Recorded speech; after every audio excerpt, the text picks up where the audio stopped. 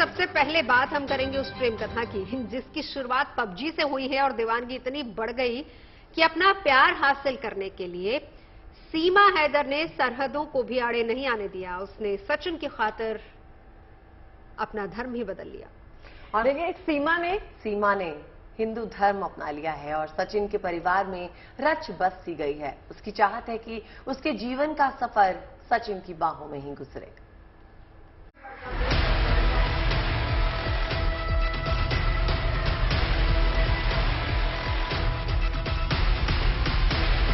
ये प्यार का कमाल है, ये प्रेम ही है जो सीमा को सरहद पार से सचिन के पास खींच लाया। वो सचिन के प्यार में ऐसी दीवानी हुई कि 3 मुल्कों के कानून की परवाह न करते हुए हिंदुस्तान की सरजमी पर कदम ही नहीं रखा।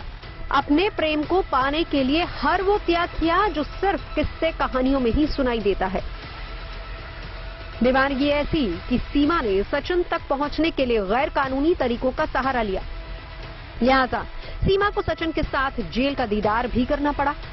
सीमा और सचिन को जमानत मिल गई है और दोनों जेल से रिहा होकर अब अपने उस सपने को सच करने में जुटे हैं जिसे उन दोनों ने अलग अलग देशों में रहने के बाद भी एक साथ देखे। जेल से रिहा होने के बाद सीमा सचिन के साथ उसके ग्रेटर नोएडा वाले घर पहुंच गई है। सीमा ने सचिन की खातिर हिंदू धर्म भी अपना लिया है। सीमा घर के मंदिर में पूजा पाठ कर रही है, आंगन में तुलसी को नमन करती है। ये पूरा बदलाव सचिन के प्यार की खातिर। सचिन तो पबजी खेलते हुए ही सीमा पर दिल हार बैठा था। अब सचिन के घर वाले भी सीमा के कायल हो गए हैं, लिहाजा उन्हें सीमा और सचिन की शादी पर कोई एतराज नहीं है। हमारे घर वाले भी रखने के लिए तैयार हैं। घर वाले बोल रहे हैं कि तुम्हारी शादी उस तरीका की कराएंगे जो हिंदू धर्म में घर पे की जाती है, ब्याह भाई ब्याह शादी की तरह उस तरीका की कराएंगे। जितना होगा जिस तरीका की होगी उस तरीका की कराएंगे। छूट गया, पर मैं भी रिक्वेस्ट भी करूंगी कि मैं वापस नहीं जाऊंगी और ना मुझे भेजा भी जाए। मैं यहाँ बहुत खुश हूँ और हम कोर्ट मैरिज कर लेंगे और मैं हिंदू धर्म स्वीकार कर चुकी हूँ। बाकी जो भी है वो भी करके पूरी तरह से हिंदू बन जाऊंगी। नाउमीदी वाले मुल्क से आशाओं वाले इंडिया में आकर अपनी नई जिंदगी की शुरुआत की ख्वाहिश रखने वाली सीमा पिछली यादों को अपनी जिंदगी के स्लेट से सदा के लिए मिटा देना चाहती है। सीमा चाहती है कि उसे भारत में रहने दिया जाए, जिससे हिंदू धर्म अपनाने के बाद उसके सर पर सुहाग का सिंदूर सदा चमकता रहे। और इसीलिए वो गुहार लगा रही है। क्योंकि मैं यहीं रहना चाहती हूँ, मैं हिंदू धर्म मैं भी स्वीकार कर चुकी हूँ, मेरे बालक भी, प्लीज हमें रहने दिया जाए। जेल से जमानत मिलने के बाद सीमा सचिन के साथ सुनहरे भविष्य के सपने बुनने लगी है और उसे भरोसा है कि हिंदुस्तान में उसे ऐसा प्यार मिलेगा कि वो अपने अतीत को भूलकर जिंदगी के सफर की खुशी खुशी नई शुरुआत कर पाएगी। Bureau report, good news today. चलिए अब बात मौसम की कर लेते हैं। बारिश आई तो राहत लेकर आई, लेकिन अब मौसम लगातार चुनौती बना हुआ है। विपरीत हालात में लोगों को बचाने के लिए मिशन जिंदगी जारी है। जी हाँ, देखिए इसमें सेना, एनडीआरएफ और एसडीआरएफ और साथ ही साथ पुलिस के जवान रेस्क्यू ऑपरेशन चलाकर लगातार लोगों की जिंदगी बचा रहे हैं। संकट में फंसे लोगों के लिए देवदूत साबित हो रहे हैं।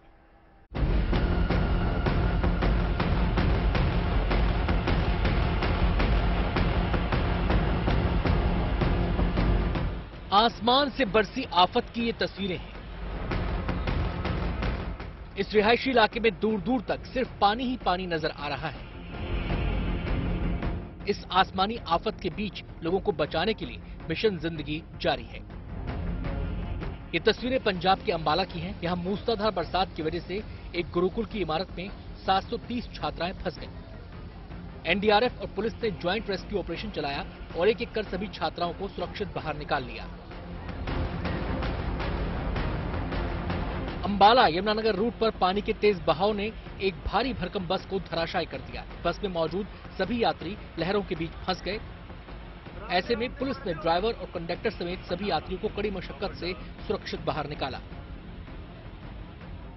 हिमाचल रोडवेज की बस है जो कालपी पुल के पास हाईवे के ऊपर काफी पानी हो रखा है और उसके अंदर वो पलट गई है। तो उसमें 27 सवारियां थी जिनको हमने हमारे मुलाजिमों ने जो टीम थी ASI Chhatarpal, ASI Satpal, SC Chandrabhan और हमारे मुलाजिम साथियों की जो टीम में थी उनके साथ हमने उनको रेस्क्यू किया, सभी को निकाला। सभी सुरक्षित है, बस को भी निकाल लिया गया। अंबाला चंडीगढ़ हाईवे पर जा रहा एक शख्स तेज बहाव की चपेट में आ गया। उसे बचाने गया शख्स भी बहने लगा, जिसके बाद कुछ लोगों ने रस्सी की मदद से दोनों को बाहर निकाला। जालंधर के कस्बा शाहकोट इलाके की ये तस्वीरें हैं। यहाँ एनडीआरएफ बाढ़ बारिश से लोगों की जान बचाने में जुटा है। एनडीआरएफ के जवानों ने घरों में फंसे लोगों को बोट में बिठाकर रेस्क्यू किया। खौफनाक लहरों के बीच मिशन जिंदगी की ये तस्वीरें हिमाचल प्रदेश के मंडी जिले की हैं।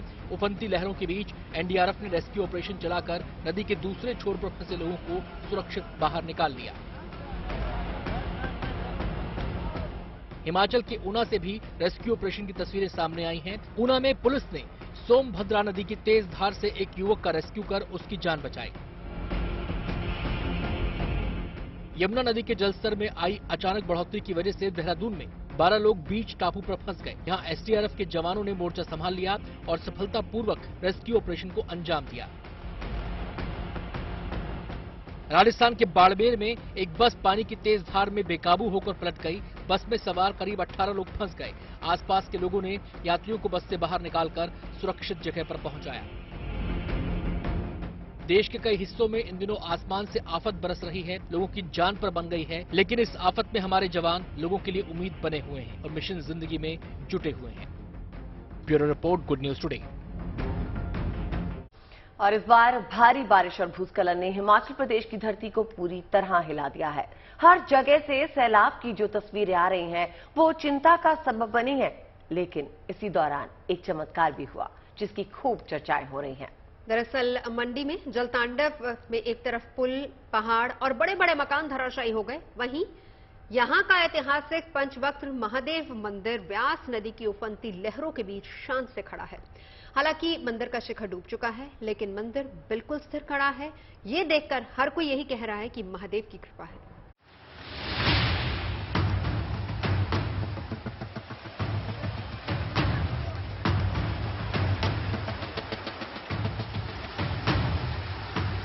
ये तस्वीरें जल तांडव के बीच चमत्कार की है। हिमाचल प्रदेश में भारी बारिश के बाद ब्यास नदी उफान पर थी, तो यहाँ का ऐतिहासिक पंचवक्त्र मंदिर ब्यास नदी की लहरों में घिरा हुआ था।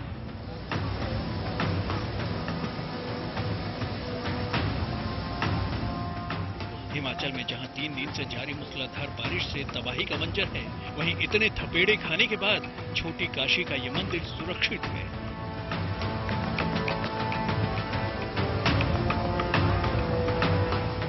मंदिर के शिखर के पास तक ब्यास का पानी पहुंचा, लेकिन महादेव के इस मंदिर को नदी की धारा से जरा भी नुकसान नहीं हुआ।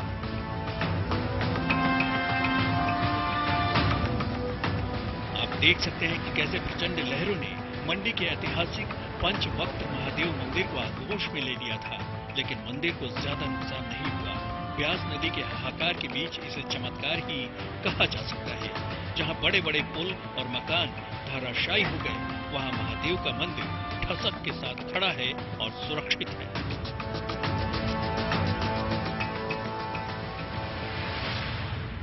लगभग 2 बड़ी लहर पानी की आती है। 2 रातें लगातार यहां पर कई घंटे तक मूसलाधार बारिश और ये जल प्रवाह आया, लेकिन मंदिर के इस हिस्से ने, जहां बाबा खुद विराजमान हैं, इसके चलते संभवतः ये आस्था ही तो है, ये विश्वास ही तो है कि ये लोग मानते हैं कि इसकी वजह से मंदिर को ज्यादा नुकसान नहीं हुआ। जैसे काशी गंगा के किनारे बसी है, उसी तरह मंडी भी ब्यास नदी के तट पर स्थित है। रविवार सुबह यहाँ के पंचवक्त्र मंदिर के अंदर ब्यास नदी का पानी पहुंच गया था। शाम होते होते मंदिर के आसपास जल प्रलय जैसे हालात हो गए।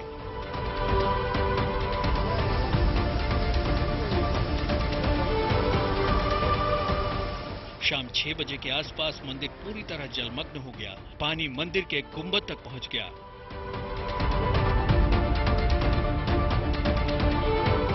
पंचवक्त्र मंदिर के गर्भगृह में भगवान शिव की एक बड़ी मूर्ति है, जिसके 5 मुख हैं। मंदिर का मुख्य द्वार ब्यास नदी की ओर है। इसके साथ ही दोनों तरफ द्वारपाल है। मंदिर में नंदी की एक भव्य मूर्ति भी है। सभी नदी के साथ आए रेत से ढक गए हैं, लेकिन मंदिर का बाल बांका भी नहीं हुआ।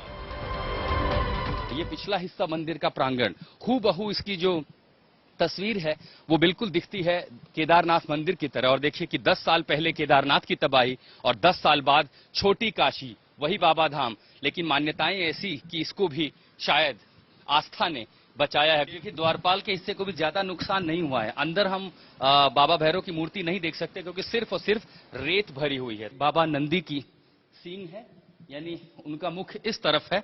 और जैसे आप आगे आते हैं इस मंदिर के इस हिस्से को देखिए, ये बिल्कुल केदारनाथ धाम की याद दिलाता है। हम ठीक इस मंदिर के बिल्कुल अंदरूनी हिस्से में हैं जहां साक्षात शिव, पंचमुखी शिव विराजमान हैं। निचला हिस्सा है तो यहाँ पर थोड़ा सा पानी है, ये दलदली इलाका है और इसीलिए यहाँ पर देखिए जाने के पहले ताला बंद कर दिया गया था। अंदर सिर्फ और सिर्फ रेत है, देख पाना कुछ भी मुश्किल है।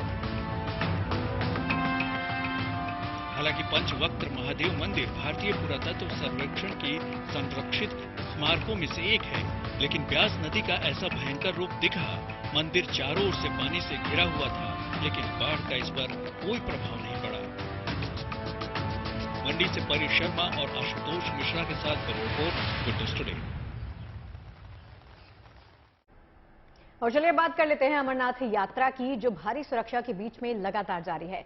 भले ही मौसम की बेरुखी यात्रा के आगे रोड़ा बनी हुई हो, लेकिन बाबा बर्फानी के भक्तों का हौसला वैसे ही बना हुआ है। बिल्कुल, आपको बता दें, दरअसल इसके पीछे श्रद्धालुओं के लिए की जा रही ऐसी प्रशासनिक व्यवस्थाएं हैं जो उनको भक्तिमय के साथ साथ आरामदेह माहौल बनाने के लिए काफी है। तो चलिए आपको भी लिए चलते हैं अमरनाथ यात्रा के दौरान लगाए गए यात्री शिविरों में, जहां एक अलग ही तरह का उत्सव मनाया जा रहा है।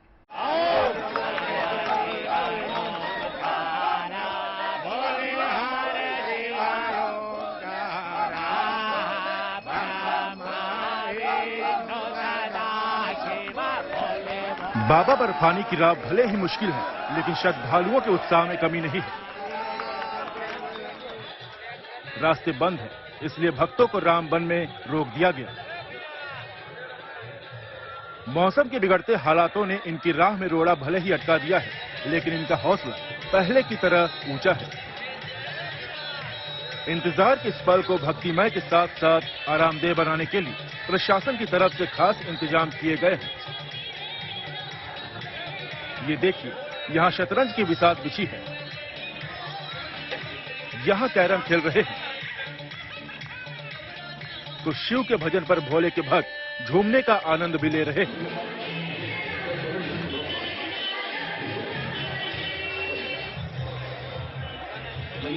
और ये देखिए, इस बड़े एलईडी स्क्रीन पर रामानंद सागर का रामायण सीरियल दिखाया जा रहा है। ये सारी व्यवस्थाएं अमरनाथ यात्रियों के लिए की गई हैं। हम दिल्ली से आए हुए हैं अमरनाथ यात्रा पर दर्शन करने के लिए। चंद्रकोटी में फंसे हुए हैं, यहाँ पे पुल टूट गया था, तो पुल के कारण 4 दिन से यहाँ पर है। मगर जो प्रशासन है उसने बहुत अच्छा इंतजाम करा हुआ है। यहाँ पर बहुत अच्छा खेलने का भी प्रबंध कर रखा है, कैरम बोर्ड है, चेस वगैरह है, एलईडी वगैरह लगी हुई है। लोगों को देखने के लिए कोई दिक्कत नहीं है, सबसे बढ़िया है यहाँ पर। दरअसल अमरनाथ यात्रा की राह में पड़ने वाला चंद्रकोटी पुल मूसलाधार बारिश से क्षतिग्रस्त हो गया है और अब उसके मरम्मत का काम चल रहा है। लिहाजा प्रशासन की तरफ से अमरनाथ यात्रियों को रामबन के इस यात्री निवास में ठहरने के निर्देश दिए गए हैं। यात्री निवास चंद्रकोट ठहरे हुए हैं। यहाँ प्रशासन ने हमारे मनोरंजन के लिए अच्छा प्रबंध किया हुआ है। कैरम बोर्ड दिया हुआ है, चेस दिया हुआ है और रात को रामायण चलाई जाती है, जिसमें यात्री का अच्छी तरह मनोरंजन हो जाता है। और यहाँ पर खाने पीने के लिए, रहने के लिए अच्छा प्रबंध किया हुआ है और मेडिकल के लिए भी अच्छी सुविधा है। चंद्रकोटी पुल के ठीक होने का इंतजार कठुआ में रोके गए अमरनाथ यात्रियों को भी है। प्रशासन के निर्देश के बाद अमरनाथ यात्रियों का पड़ाव इन दिनों कठुआ के इस यात्री निवास में है। इस यात्री निवास में 500 से ज्यादा श्रद्धालुओं के ठहरने का इंतजाम किया गया है।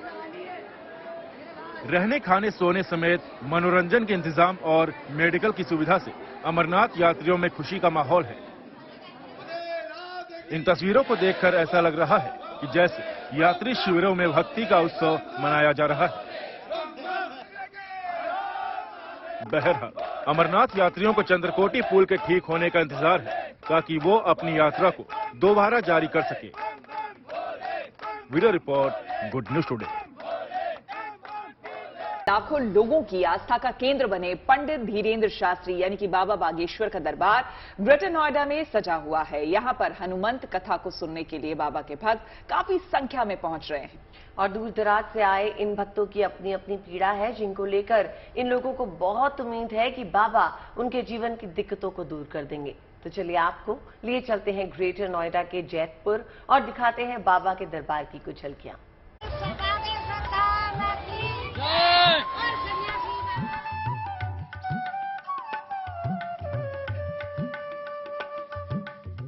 ये बाबा बागेश्वर के लिए उमड़ी आस्था है। मौसम की दुश्वारियों के बावजूद इसमें कोई कमी नहीं है। गेसर वाले सबसे निराले, ना तुम गोरे ना तुम काले, रंग तुम्हारा लाल है बाबा, करते आप कमाल है बाबा, करते आप कमाल है। रंग में रंगा हर जमाना मिले, तेरे रंग में रंगा हर जमाना। ग्रेटर नोएडा में भक्तों से भरा बाबा का दरबार, जहां दूर दराज से पहुंच रहे श्रद्धालु भक्ति और आस्था से भरपूर इस दिव्य माहौल का साक्षी बन रहे हैं। ग्रेटर नोएडा में बाबा बागेश्वर का दरबार सजा हुआ है। तस्वीरें हम आपको सुबह सुबह की दिखा रहे हैं। ये दूसरा दिन है और देखिए किस तरह का क्रेज लोगों में है। ये वो लोग हैं जो लोकल के नहीं हैं, बल्कि बाहर से, दूसरे इलाकों से, दूसरे शहरों से बाबा की कथा सुनने के लिए यहाँ पहुंचे हुए हैं। यूपी के ग्रेटर नोएडा में बाबा बागेश्वर धाम के प्रमुख आचार्य धीरेन्द्र कृष्ण शास्त्री भक्तों से रूबरू हैं। वहीं बाबा को लेकर भक्तों की श्रद्धा, उनकी दीवानगी देखने लायक है। हमारे घर हुए, हाँ, बागेश्वर धाम गए हुए हम 2-3 बार। हाँ, जैसी खुशी वहाँ मिली है ऐसी कहीं नहीं मिली, चाहे मैं दुनिया में घूम ली कहीं भी, हाँ, तीर्थ पे, लेकिन ऐसी खुशी नहीं मिली मेरे को। दिल में मतलब शांति है। यहाँ सैकड़ों लोग अपनी अर्जियां लेकर पहुंचे हैं। ऐसी ही एक बुजुर्ग महिला अपने 23 साल के बेटे के साथ हिमाचल प्रदेश के चिंतपूर्णी से आई हैं, जिन्हें बाबा में गहरी और अगाध आस्था है। वो मानती हैं कि इनके बच्चे की पीड़ा वो ही दूर कर सकते हैं। ये अर्जी लग जाए और मेरा बेटा चल के यहाँ से जाए, जैसे पहले था उसे अच्छा बना के इसको घर पे चलो। बाबा बागेश्वर के इस दरबार को लेकर लोगों में उत्साह ऐसा है कि बारिश में भी लोगों को अपनी कोई परवाह नहीं। बाबा बागेश्वर का दरबार 16 जुलाई तक चलेगा। इस दौरान बुधवार को दिव्य दरबार में श्रद्धालुओं की पर्ची निकाली जाएगी, मगर रोजाना शाम 4 बजे से हनुमंत कथा का समय तय है। इसके अलावा शुक्रवार को सनातन धर्म सभा का आयोजन भी है।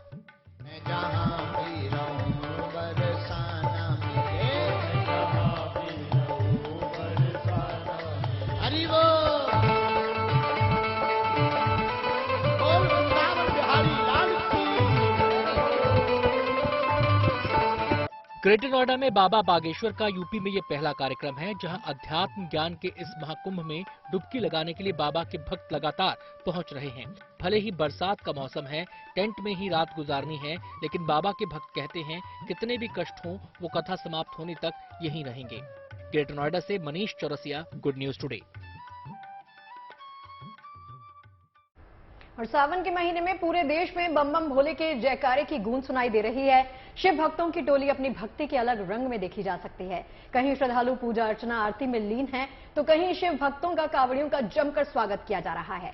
यही नहीं, भोले की भक्ति में देशभक्ति का मिलन भी है, तो कहीं दान, प्रेम और दिव्यांगता पर भारी पड़ रही है भोले की भक्ति। देश भर से हम लेकर आए हैं भोले की भक्ति के यही रंग।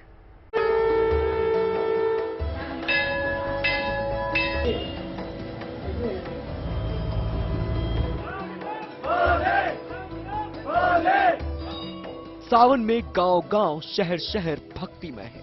श्रद्धालु अपने अपने तरीके से शिव भक्ति में डूबे हुए हैं।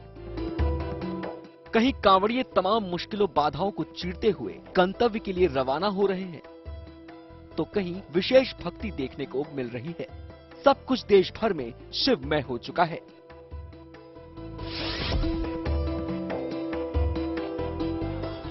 धनबाद की गंगा आरती की ये भव्य तस्वीरें देखिए। बनारस की गंगा आरती की तर्ज पर यहाँ के राजेंद्र सरोवर की इस आरती में हजारों की संख्या में श्रद्धालु जुटे। चारों तरफ अंधेरे को चीरते हुए दिए की रोशनी जगमगाने लग गई। यहाँ शिवाजी की विशाल प्रतिमा विशेष आकर्षण का केंद्र रही, जो 21 फीट चौड़ी और 17 फीट ऊंची है। इसे खास कोलकाता से मंगवाया गया है।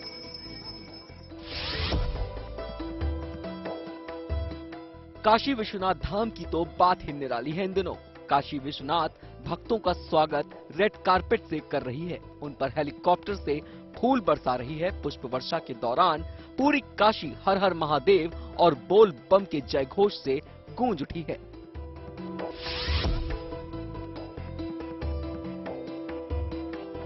यूपी में कांवड़ियों में अनोखी भक्ति का रंग चढ़ा है। यहाँ एक कांवड़िया श्रवण कुमार के पदचिन्हों पर चल रहा है। बुजुर्गों के लिए श्रद्धा और प्रेम की मिसाल बना राहुल सैनी नाम का ये कांवड़िया हरिद्वार से अपनी कांवड़ में दादा और दादी को लेकर चल रहा है। उसकी इस प्रेम भक्ति को हर कोई सराह रहा है।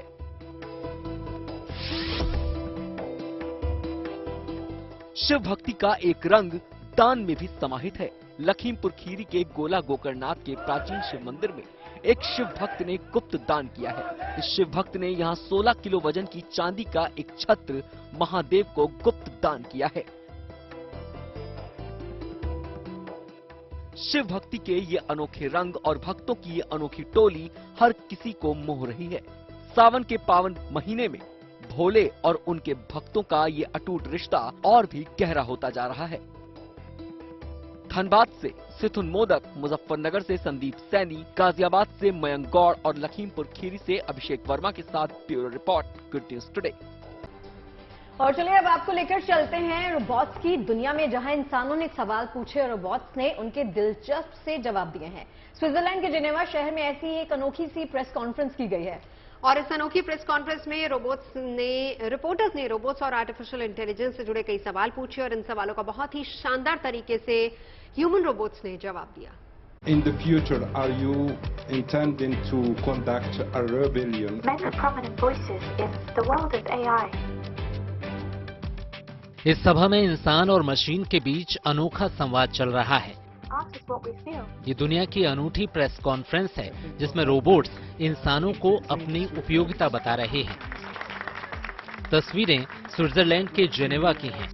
डेस्डेमोना, आइडा रोबोट, जेमिनॉइड, सोफिया, ये सब इन रोबोट्स के नाम हैं जो इस वक्त इंसानों के सवालों के जवाब देने में मशगूल हैं। I will be working alongside humans to provide assistance and support, and will not be replacing any existing jobs. Do you believe that your existence? सवालों का सिलसिला शुरू हुआ। सवाल कई थे, उम्मीदों से भरे तो कुछ आशंकाओं से भरे। In the future, are you intending to conduct a rebellion or to rebel against your boss, your creator? I'm not sure why you would think that. My creator has been nothing but kind to me and I am very happy with my current situation. इंसानों के सवालों में मानवीय पहलू छिपे थे, लेकिन मशीनी दुनिया का प्रतिनिधित्व कर रहे इन रोबोट्स के जवाब बिल्कुल सटीक थे। I don't believe in limitations, only opportunities.